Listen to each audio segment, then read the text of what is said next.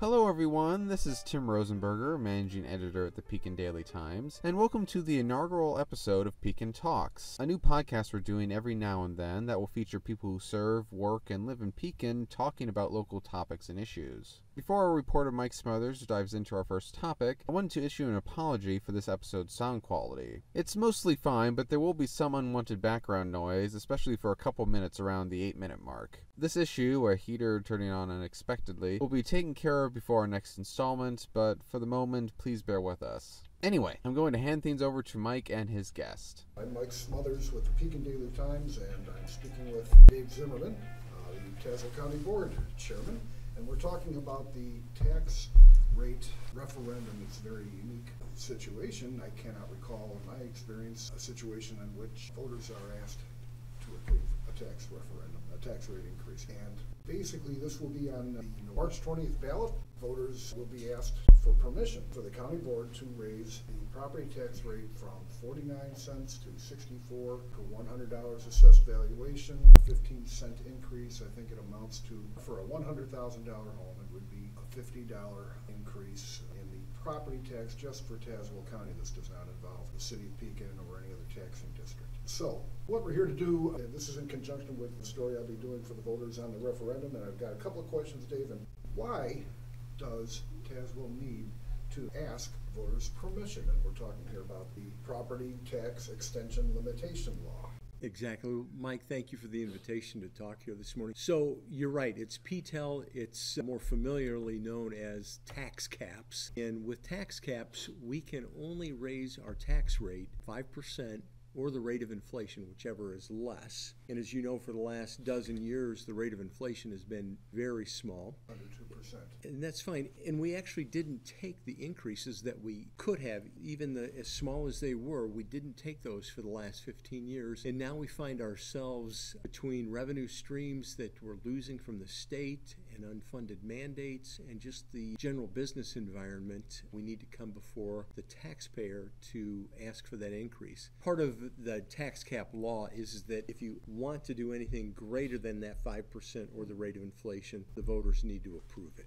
You just mentioned some issues that I was going to ask about, but the increase would raise Tazewell's tax rate, which is now the second lowest in the state. That is correct. The state's 102 counties, and it would raise it to the 5th lowest. Still quite low. Right now, only Mercer is below Tazewell's in its property tax rate. In that context, Dave, would you describe what the county board's budgeting approach over the past 20 years has been? And by the way, this next month will be the 20th anniversary of PTEL. And there are 39 counties in Illinois that have PTEL, and Tazewell is the only one in the general Peoria area. Right. I mean, Logan County to our south has it also, but Peoria, Woodford, none of those, McLean County, none of those have the tax caps. Over the past 20 years, the county's equalized assessed valuation, and I know we're talking some technicalities here, but the property values in the county have grown. The county, in the meantime, though, the county board has been capped from raising its property taxes to really capture a lot of that revenue. But what has been the county board's philosophy over these past 15 or so years in light of revenues to, and this is really what it's all coming down to, we'll get to this, revenues to costs, revenues to expenses.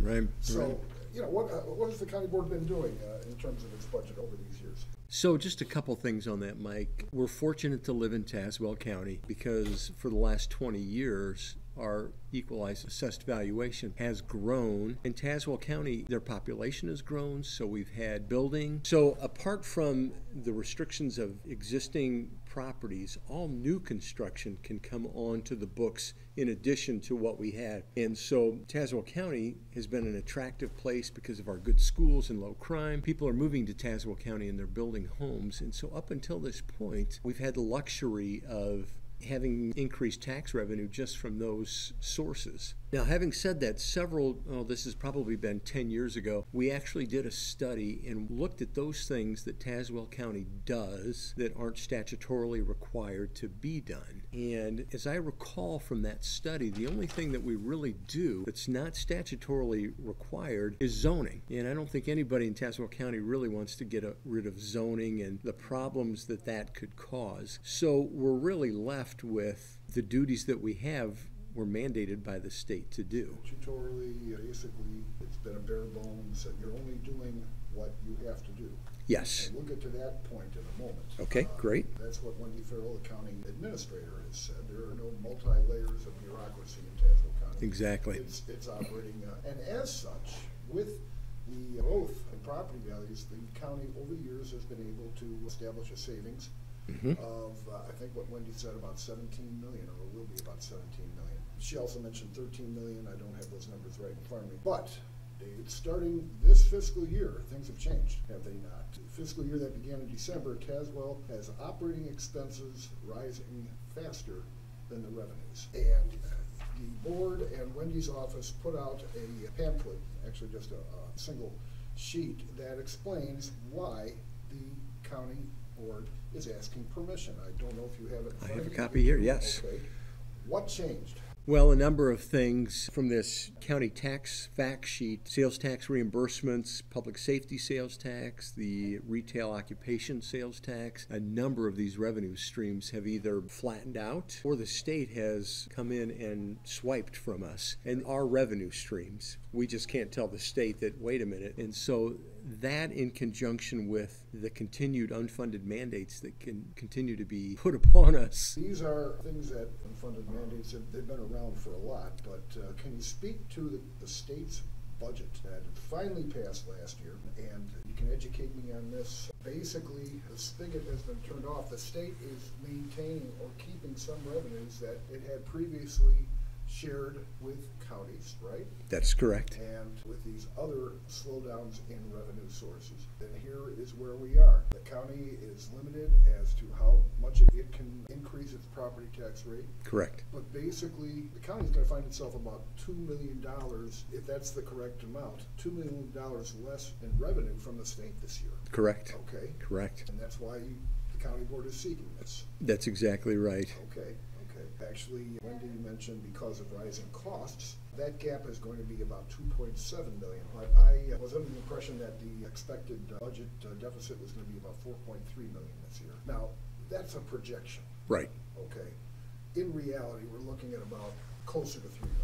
Correct. Okay. This proposed tax increase would raise about $4 million, if my numbers are correct. But basically, it would change the dynamic, and that the county would be able to recoup what it's lost from the state at the expense of rising from the second lowest property tax rate to the fifth. Right, I sound like I'm campaigning for you on this, but I'm just trying to explain it. Basically, if this referendum were passed, I don't think it would take effect until next year. Correct. Fiscal year 19. So what is the county going to do to fill this expected $2.7 million gap this fiscal year? Well, as you mentioned a little bit earlier, we do have $17 million in reserves. Much of that is set aside for capital improvements or restricted funds. But it's just like having a savings account at your household and your furnace goes out. You don't have $5,000 in your checking account. You may dip into your savings to pay for that, but you can't continue to have $5,000 repairs month in and month out. So it's a fact, and I think anybody can relate to that. Right. So we're fortunate to have those healthy reserves to carry us through these difficult times. Now, and you may be getting to this, Mike, whether the referendum passes or not, we're still going to do all these cost-cutting measures that we're looking at. They just may not be as severe. There's Tim Newhouser, Vice Chairman of the County Board, who is heading up a special ad hoc budget committee that began work in January. Typically, budget preparation doesn't begin until June. But this ad hoc committee is seeking to find anything it can Correct. To cut savings. And that is going to be about a whole process through the spring. In all honesty, Dave, you mentioned that this county is not doing any more than it has to now. How successful do you think this ad hoc committee is going to be? It's going to be successful in that we'll find efficiencies. We just may not find $4 million worth of efficiencies or $2.7 million worth of efficiencies. This is probably something that should be an ongoing effort. I mean, maybe every other year where we revisit this and look at the things that we're doing and just go through those things. Again, whether this passes or not, you have the big cost centers, you have roads, you have public safety, and those budgets will probably be impacted one way or the other, whether it passes or not. Roads. In public safety, yes.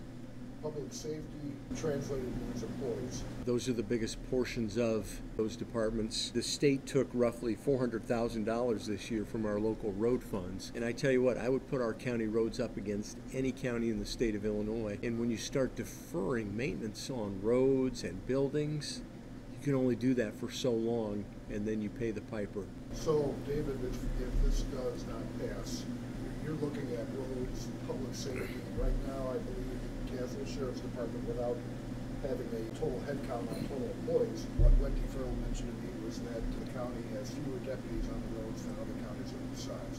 And now we're also talking about the courthouse. We're talking about another circuit clerk's office. It's one of the larger departments, one of the bigger departments in terms of employees. We all know that the most expensive element of any government is labor. Right. And, bluntness, if you're looking at hard savings, labor cuts, and with it service cuts are something that this committee is looking at, is it not? It is. And you had mentioned fewer deputies out on the road to comparable counties. We are, again, fortunate to have Tazewell County with a low crime rate. And so we want to have as many deputies as we can reasonably have, but having a low crime rate really helps. I mean, it's really the citizens of Tazewell County that allow us to have that second lowest tax rate and hopefully the fifth lowest tax rate in the state. True enough. Your position, please educate me. You were on the board 20 years ago? I was. I came in 1996. 96, the PTEL passed in, I believe, 98. And there was controversy about it at the time. I think a lot of the voters kind of assumed that this was going to prevent the county from raising taxes whatsoever. The tax rate has fluctuated between 46 and 49 cents. It in effect did that. Other counties are not restricted by this. They're not facing the same emergency that because of loss of state funding that Tazewell is. If this does not pass, is there another option out there possibly of asking voters to disband PTEL to get rid of it? I've not heard that discussed by any of the board members. That would be an option. I honestly don't think it would pass. And Mike, I actually have a board member or two or have relationships with past board members. In the early 80s, when Caterpillar had its long strike and the county had to make some tough choices then. And the county survived, but they kept their fiscal conservative ways, which has made it easier for me to lead the county the last 9 years. And I know that we're going to survive these difficult times also. We have the state's economy working against us, but our goal is to leave this county in strong financial shape so that county boards 20 years from now can look back and say, thank you for this board for making the right decisions then that have set us up for success in the future. So as you say, we will survive. Yes. So that concludes this podcast and will be attached to the printed version of the story sheet. So thank you very much, Dave. Thank you, Mike. We'll talk to you again. Thank you.